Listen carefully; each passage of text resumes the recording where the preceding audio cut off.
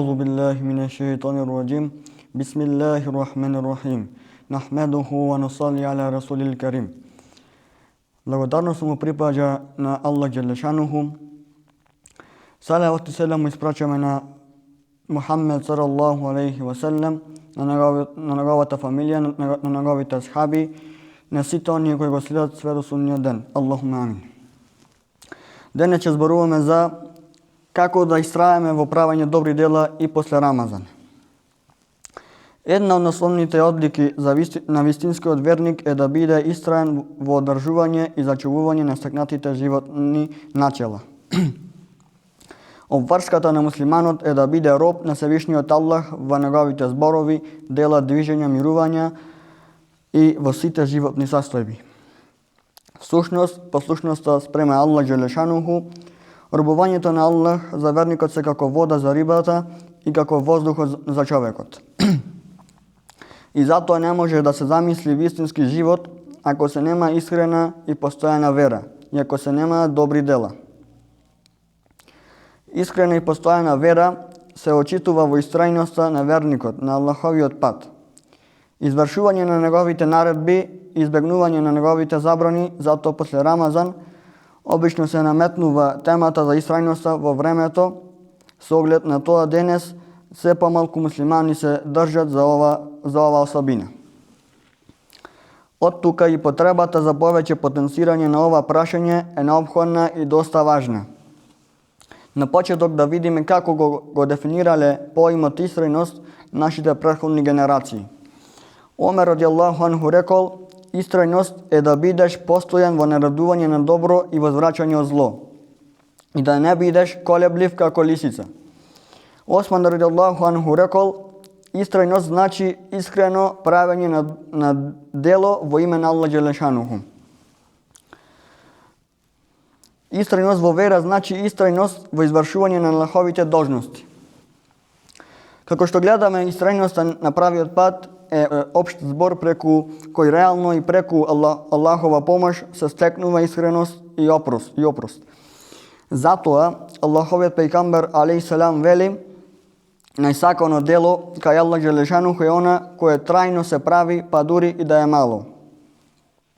Малите работи кои се извршуваат редовно се повредни од големите кои се со привремен карактер. Спротивно на истрајност, доследност и постојаност стои формалност, нестабилност и недоследност во вера.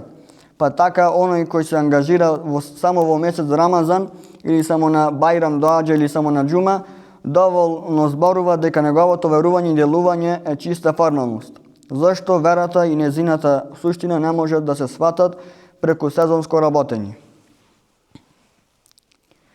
Аллах кој е Господ во Рамазан, тој е Господ во секое време. Тој е надвор од времето и таквиот пристап во верата значи шега, мајтап, забава со неа. Аллах да не чува од тој грев.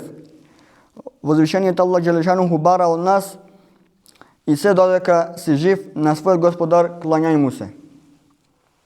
На прво место возвишениот Аллах му се обраќа на Мухаммеда салаллаху алейхи ва селем да го обожава Аллах сиот живот се до смртта.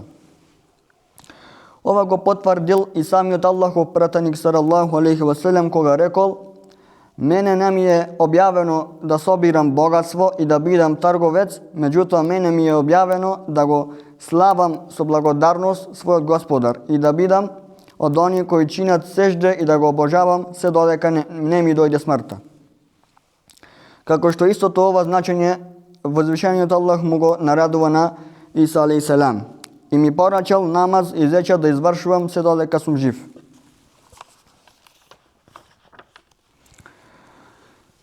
Аллах не вели да го обожаваме само во Рамазан, или џума, или Бајрам, или само во старост, или само во младост, или само при сиромаштија, или само при богатство.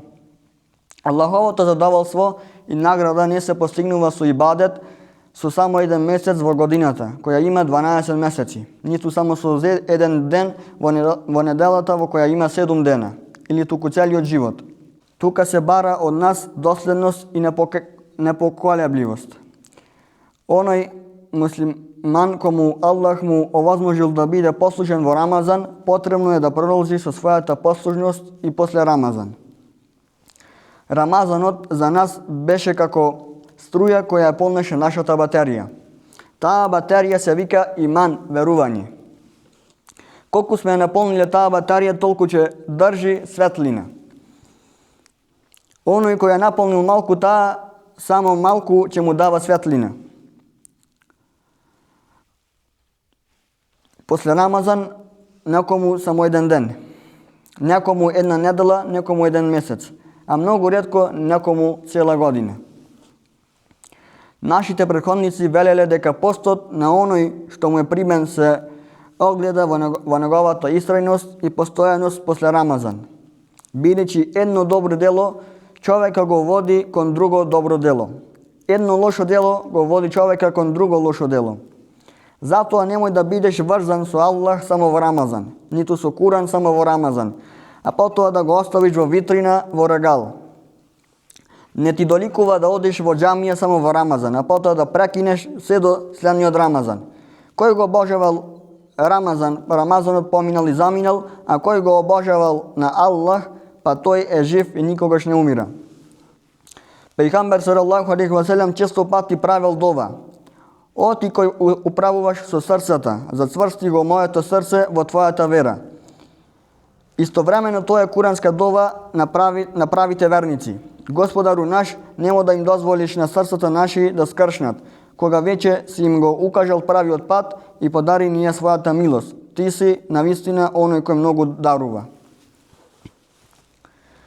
Поранешните муслимани велеле кун роббанијен ла текун рамаданијен, што значи биди побожник секогаш, а немој да бидеш рамазанлија.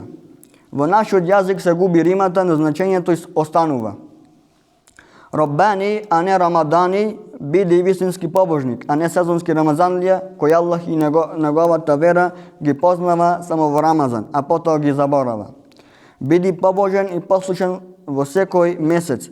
Не е доволно само со еден месец Рамазан да ја потврди својата вера и припадност. Има многу да се зборува, важно е да земеме поука и Аллах да ве награди. Ассаламу алейкум ва рахметуллахи ва баракатуh.